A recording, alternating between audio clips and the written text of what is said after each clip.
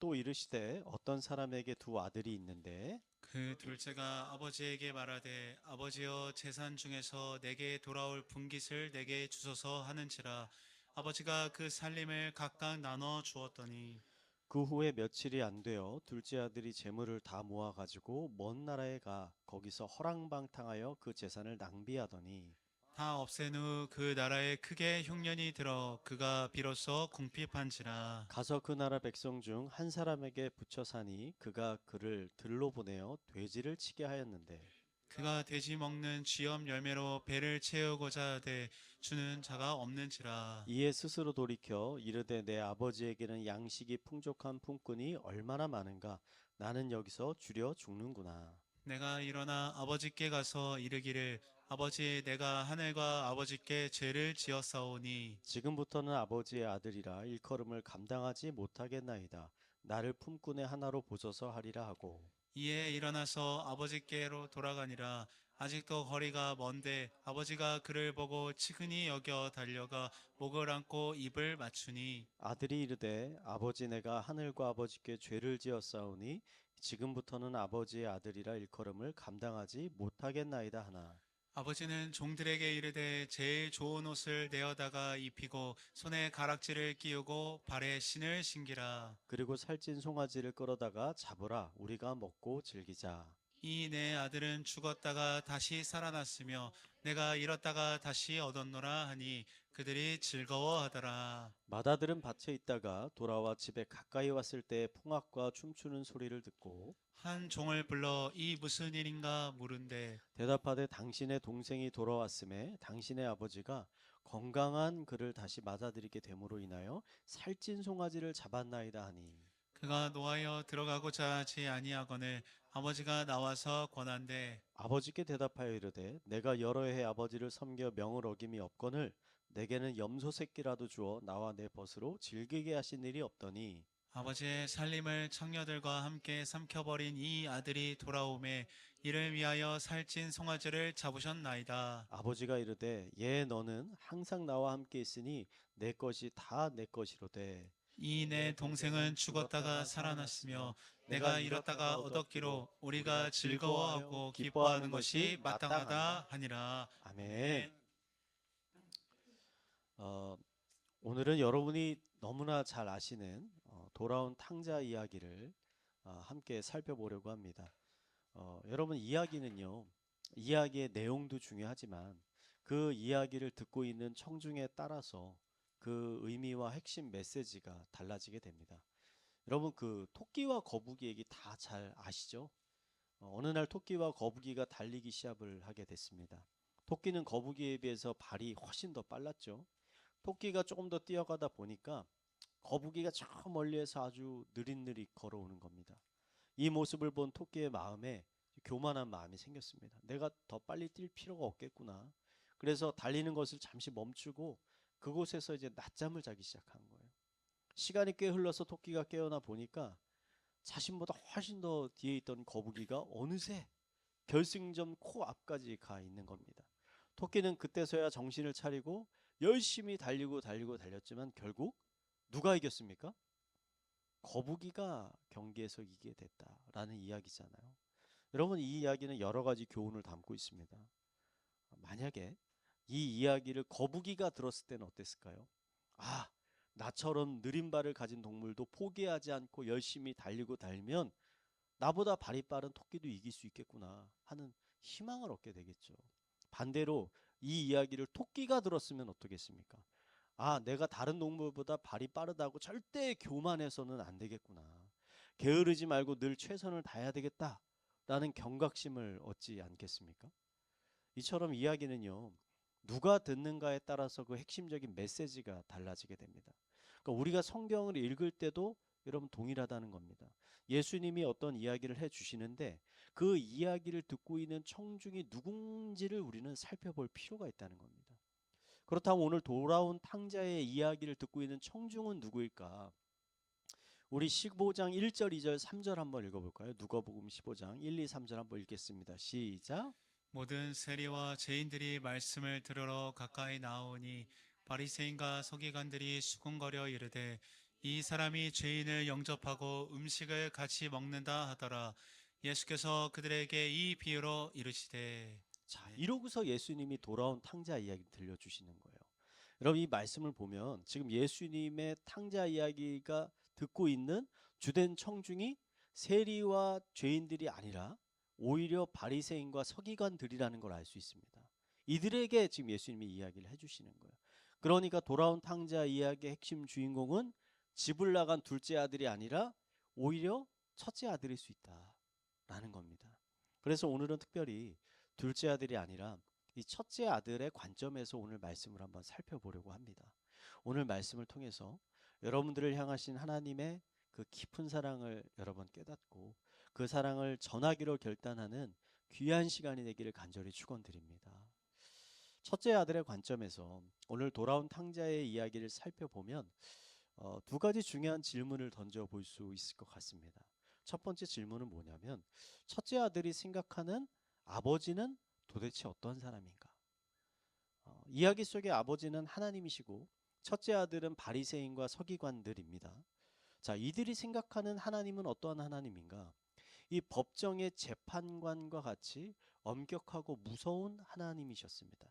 율법을 잘 지키는 자들에게는 자비와 공의를 베풀지만 반대로 율법을 어기고 사는 세리 창기 죄인들에게는 무서운 형벌을 내리는 하나님. 이게 그들이 생각하는 하나님이에요. 그래서 바리새인과 서기관들은 율법을 아주 열심히 지키며 살았습니다. 율법을 한 개라도 실수로 어길까봐 그 율법을 매우 구체적으로 명령하지 않은 것까지 그들이 정해서 지켰습니다. 이렇게 지키는 율법이 총 613개라는 거예요. 613개. 이렇게 지키는 율법 중에는 지금 우리의 상식으로는 사실 이해가 되지 않는 규범들 굉장히 많이 있습니다. 바리새인들은 안식일에 일하지 말라라는 율법을요 어기지 않기 위해서 그럼 도대체 안식일에 일을 한다라는 게 어느 정도까지 해야 일이라고 이걸 볼 수 있는 건가? 이거 그들이 계산을 한 거예요. 그래가지고 예를 들어서 그러면은 하루에 몇 미터까지 걸을 수 있는가? 어느 정도 이상 걸으면 일을 한다는 거죠. 그래서 이들이 정한 게 950m입니다. 그래서 유대인들은 안식일에 950m 이상을 걷지 않는 거예요. 다 집 안에만 이렇게 걸어 다니는 거죠. 현대 이스라엘에 거주하고 있는 지금 현재 이스라엘에 거주하고 있는 아주 보수적인 유대인들 중에는 아직도 이런 식의 율법을 지키는 사람들이 있습니다. 제가 이전에 이스라엘 성지순례를 갔을 때 현지 선교사님이 직접 저에게 경험한 걸 이야기해 주는 거예요. 여러분 겨울은 춥지 않습니까? 집집마다 다 가스 보일러가 있습니다.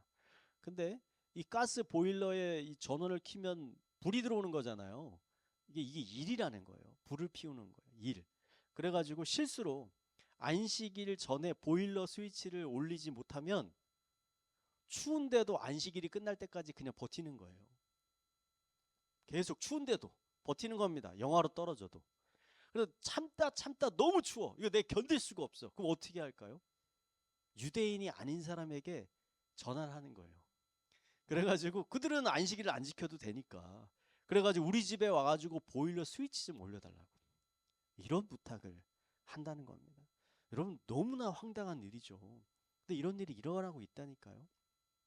여러분 유대인들이 이렇게까지 하는 이유가 뭡니까? 이렇게까지 하는 율법을 어기지 않기 위해서 자신들이 율법을 하나라도 어기면 하나님께서 자신들을 기뻐하지 않을 거라고 이들이 생각하고 있는 거예요. 그래서 이렇게 사는 거죠. 그러니까 첫째 아들이 생각하는 아버지의 모습이 이랬다는 겁니다.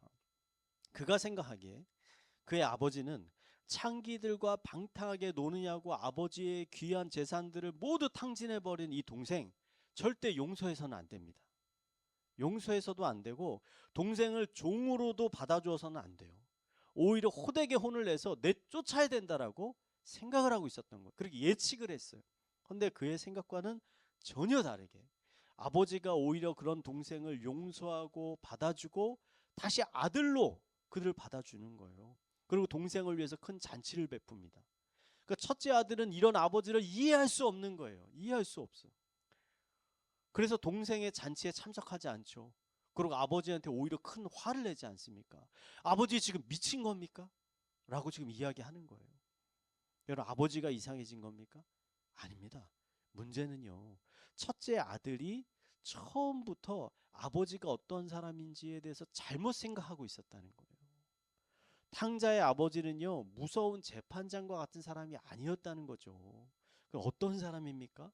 하나님은 자신에 대해서 이렇게 말씀하십니다. 출애굽기 34장 6절 말씀. 우리 함께 읽겠습니다. 시작. 여호와께서 그의 앞으로 지나시며 선포하시되 여호와라 여호와라 자비롭고 은혜롭고 노하기를 더디하고 인자와 진실이 많은 하나님이라. 아멘. 하나님 직접 자기에 대해서 이렇게 말씀하시는 거잖아요. 탕자의 아버지는요, 어떤 사람이냐? 자비와 은혜와 인자와 사랑이 많은 아버지였다는 거예요. 그럼 만약에요, 둘째 아들이 아니라 첫째 아들이 아버지를 배신하고 방탕한 삶을 살다가 돌아왔다면 아버지 어떻게 반응했을까요? 내쫓았을까요? 아니라는 겁니다. 첫째 아들이 그랬을지라도 똑같이 둘째 아들을 대했던 것처럼 그 아들을 용서하고 다시 받아 주었을 거라는 것이죠. 여러분은 하나님을 어떠한 하나님으로 알고 계십니까? 여러분에게 있어 하나님은 어떠한 하나님이십니까? 혹시 첫째 아들과 같이 하나님은 내가 조금이라도 잘못을 하면 벌 주시는 무서운 하나님으로 생각하고 있지는 않으십니까? 아니라는 것입니다. 하나님은 사랑의 하나님이십니다. 하나님은 우리의 연약함과 우리의 나약함과 우리의 게으름과 우리의 죄악을요, 공의히 여기시는 자비의 하나님이시라는 거죠. 아멘이십니까? 그러니 하나님께요, 여러분 나아가는 것을 두려워하지 마시기 바랍니다. 하나님 앞에서요, 아무리 부끄러운 모습이다 내가 지금 염려하지 마시기 바랍니다. 여러분 아버지께 돌아온 이 탕자가 어떤 모습입니까? 아버지께로 돌아오기 전에 탕자가 무슨 일을 했습니까? 탕자는 돼지우리에서 돼지를 치는 일을 했어요. 그의 옷은 돼지들의 똥과 오줌으로 더러워졌을 거고 그의 몸에서는 참을 수 없는 악취가 흘러나왔을 것입니다. 그런데 아버지는 그런 아들을 보자마자 어떻습니까? 그를 궁휼히 여겨, 그를 불쌍히 여겨서 그에게로 달려가 입을 맞추고 그 아들을 꽉 안아주는 겁니다. 여러분 이것이 우리를 향한 하나님의 마음이라는 것이죠. 여러분이 어떠한 모습이든 상관이 없습니다. 여러분을 향한 하나님의 사랑은 변하지 않습니다. 그러니 더 이상 주저하지 마시고 염려하지 마시고 하나님께 나아가시기 바랍니다. 하나님께서 여러분의 더러움을 씻겨 주실 것입니다. 여러분의 흐르는 눈물을 닦아 주시고 여러분을 다시 정결하고 거룩한 모습으로 회복시켜 주실 것입니다. 우리 옆에 분에게 이렇게 고백합시다. 이제는 하나님께 돌아갑시다. 여러분, 이제는 갈 때가 됐습니다. 여러분, 탕자 이야기를 통해 우리가 던져볼 수 있는 두 번째 질문은, 그러니까 아버지가 가장 원한 것은 무엇인가라는 것입니다. 2020년 5월 22일에 99명의 승객과 승무원을 태운 파키스탄 항공의 비행기가요, 주택가로 추락하는 끔찍한 사고가 발생했습니다. 22일자 파키스탄 뉴스는 이 사고로 인해서 비행기에 탑승하고 있던 모든 승객과 승무원 99명이 전원 사망했다라는 안타까운 소식을 전했습니다. 그러니까 비행기가 바다나 강도 아니고 주택가로 추락했기 때문에 그곳에 살고 있던 수많은 주민들도 큰 화를 입게 됐습니다. 이 사고로 파키스탄 온 국민이 큰 슬픔에 빠지게 되었습니다. 이 사고로 인해서 가장 큰 슬픔을 느낀 사람들은 누구였을까요? 그것은 아마도 이 사고를 당한 피해자들의 유가족들이었겠죠. 비행기 사고 소식을 들었을 때 가족들의 마음이 어떻습니까? 나의 자녀나 나의 배우자나 나의 부모가 해외여행을 갔는데 가족이 탄 비행기가 추락하여 탑승자 전원이 사망했다라는 소식을 듣는다면, 여러분의 자녀가, 여러분의 배우자가, 부모가 죽었다는 소식을 듣는다면 여러분의 마음이 어떻겠습니까? 아마 그 슬픔을 어떤 말로도 표현할 수가 없겠죠. 헌데요, 23일 날 놀라운 소식이 하나 전해졌습니다. 99명의 탑승자 중에서 2명이 생존했다는 거예요. 아니 어떻게 이렇게 끔찍한 비행기 사고에서 생존할 수가 있을까? 놀랍게도 이 생존자들은 비행기가 주택가로 추락하기 바로 직전에 목숨을 걸고서 비행기에서 뛰어내렸다는 거예요. 딱 추락하기 전에. 다행히도 안전한 곳에 그들이 떨어져서 목숨을 구할 수 있게 되었다는 겁니다. 이 소식을 들은 생존자들의 가족의 마음이 여러분 어떻겠습니까? 죽었다고 생각했는데 내 아들이, 내 딸이 죽었다고 생각했는데 그 죽었던 아들과 딸이 다시 살아서 돌아왔을 때 가족들은 아마 사람이 이 세상에서 느낄 수 있는 가장 큰 기쁨을 느끼지 않았을까? 여러분, 탕자의 아버지는 왜 자신이 그렇게 방탕한 동생을 받아주었는지 그 이유를 큰아들에게 이렇게 이야기합니다. 15장 32절에 내 동생은 죽었다가 살아났으며 내가 잃었다가 얻었기로 우리가 즐거워하며 기뻐하는 것이 마땅하지 않으냐.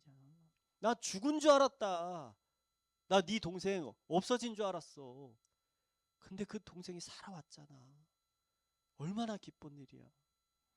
여러분, 잃어버렸던 자녀를 다시 되찾는 것만큼 부모에게 큰 기쁨을 주는 것은 없는 것입니다. 왜냐하면 부모에게 있어서 이 세상에 가장 큰 보물이 뭡니까? 자녀잖아요, 자녀. 하나님의 마음도 동일하다는 것입니다. 여러분, 하나님이 원하시는 것은 무엇입니까? 더 많은 제사와 더 많은 예배입니까? 더 많은 헌금입니까? 아니면 더 크고 멋진 예배당입니까? 아니라는 것이죠. 하나님이 언제나 가장 원하시는 것은 잃어버렸던 아들을 다시 되찾는 것이라는 겁니다. 아들이 아무리 큰 잘못을 했을지라도, 부모의 마음에 아무리 큰 상처를 주었을지라도 그 아들이 살아서 되돌아오기만 한다면 그것이 부모에게 있어서는 가장 큰 기쁨이라는 것입니다. 여러분, 예수님이 이 땅에 오셔서 가장 가까이 지낸 사람들은 바리새인, 사두개인, 제사장, 서기관 이런 종교인들이 아니었습니다. 가장 친하게 가깝게 지낸 사람들은 죄인들이었어요. 죄인들. 예수님이 그들과 너무 가까이 지내니까 오늘 말씀과 같이 유대인과 바리새인들이 예수님을 향해서 죄인들의 친구라고 지금 비난을 하고 있는 거 아닙니까? 하지만 예수님은 그런 비난을요 전혀 마음에 두지 않으셨어요. 오히려 그들에게 더 가까이 다가가셨습니다. 왜입니까? 예수님이 이 땅에 오신 목적이 무엇입니까? 잃어버린 아들들을 다시 되찾아서 아버지께로 되돌려 보내기 위해서 이 땅에 오신 거예요. 여러분, 예수님의 제자가 된다는 것, 예수님의 성품을 닮아간다는 것은 예수님의 이러한 사명을 우리가 쫓아간다는 의미입니다. 예수님 만나서 더 잘 먹고 잘 사는 것이 우리 신앙생활의 목적이 아니라 신앙을 잃어버렸거나 아니면 예수님을 아직 만나지 못한 사람들에게 예수님을 전하는 것, 그래서 그들이 다시 아버지께로 인도하는 것이 우리의 신앙생활의 가장 중요한 목적, 우리를 부르신 하나님의 그 거룩한 목적이라는 것입니다. 이 자리에는요 아마 첫째 아들과 같은 분도 계시고 둘째 아들과 같은 상황에 처한 분도 계실 수 있습니다. 만약에요 여러분 자신이 둘째 아들과 같다라고 느껴지시는 분이 있다면 여러분 이제는 하나님께로 돌아가시기 바랍니다. 하나님은 탕자의 아버지와 같이 여러분이 돌아오기만을 간절히 기다리고 계세요.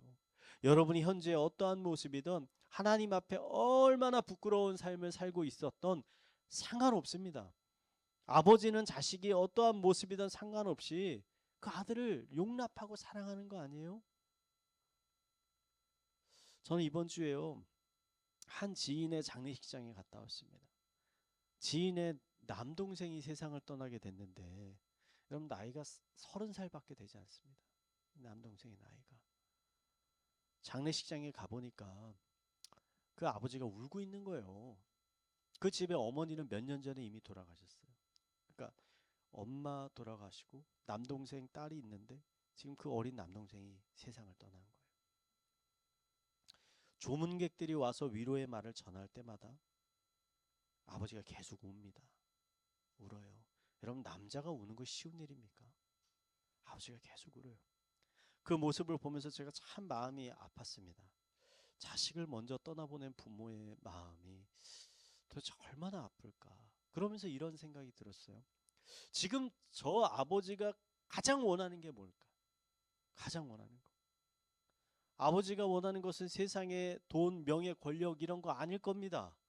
그 아버지가 원하는 것을 할 수만 있으면 내 죽은 자식이 되돌아왔으면 좋겠다. 지금 관 속에 있는 저 아들이 살아서 다시 나에게 돌아왔으면 좋겠다. 이런 것 아닙니까? 여러분, 하나님께로 돌아가시기 바랍니다. 여러분이 하나님의 가장 큰 기쁨입니다. 아버지께로 돌아가면 어떠한 일이 일어납니까? 여러분, 모든 것이 회복된다는 거예요. 아버지는 돌아온 탕자를요 깨끗이 씻겨주고 그에게 가장 좋은 옷, 가장 좋은 신발, 그리고 반지를 껴줍니다.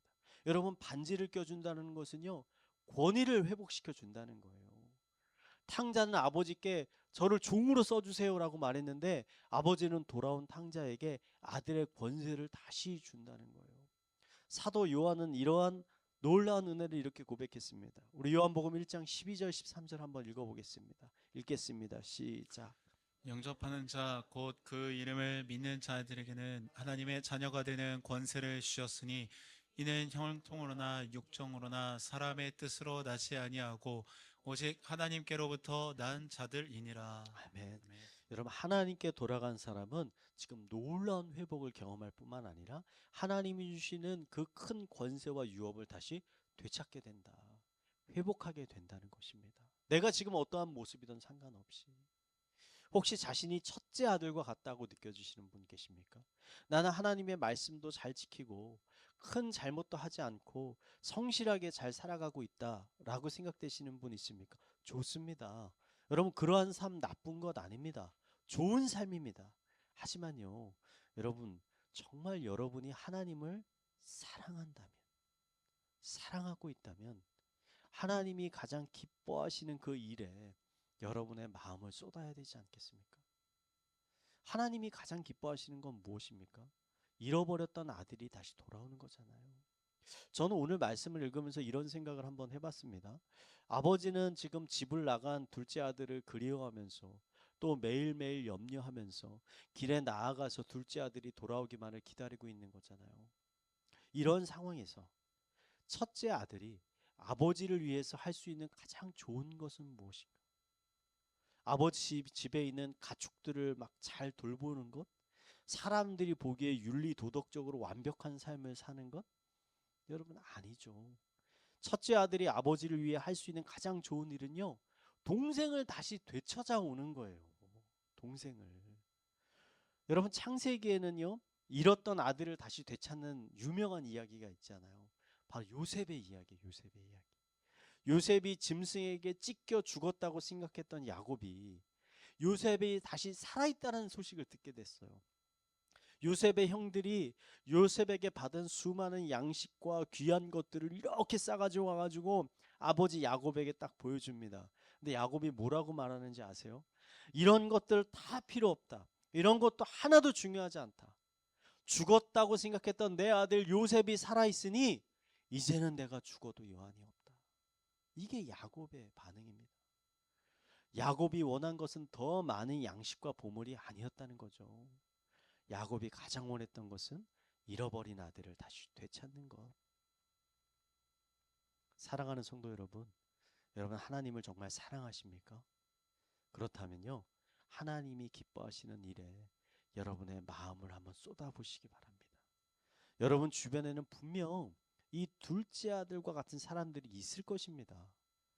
여러분 그들에게요 관심을 가지시기 바랍니다. 그리고 그들을 위해서 여러분 기도하시기 바랍니다. 그리고 그들에게 여러분 기회가 된다면 복음을 전하고요. 그들을 다시 하나님의 교회로 인도하시기 바랍니다. 여러분 한 영혼이 하나님께로 돌아올 때 하나님께서 기뻐하실 뿐만 아니라 여러분의 마음 가운데도 정말 놀라운 기쁨이 넘쳐나게 될 것입니다. 왜냐하면요. 인간이라는 존재는요. 인간은 자신이 사랑하는 존재가 기뻐하는 것을 볼 때 진정 기쁨을 느끼거든요. 내가 사랑하는 사람이 기뻐하는 걸 볼 때 내가 정말 크게 기쁜 거예요. 내 자식이 기뻐하고 웃는 얼굴을 볼 때 그 부모가 너무 기쁘잖아요. 이게 인간이에요. 여러분 이게 사랑의 원리라는 거예요. 여러분이 자신의 만족과 자신을 위해서 여러분의 시간과 마음과 물질을 사용한다면 조그만한 만족밖에는 누리지 못할 것입니다. 하지만 여러분이 하나님의 기쁨을 위해서 헌신할 때 여러분의 마음속에 기쁨이 충만하게 흘러넘치게 될 것입니다. 이 시간 함께하고 계시는 모든 성도님들의 마음 가운데 이러한 기쁨이 충만하게 흘러넘치게 되기를 마지막으로 축원드리겠습니다.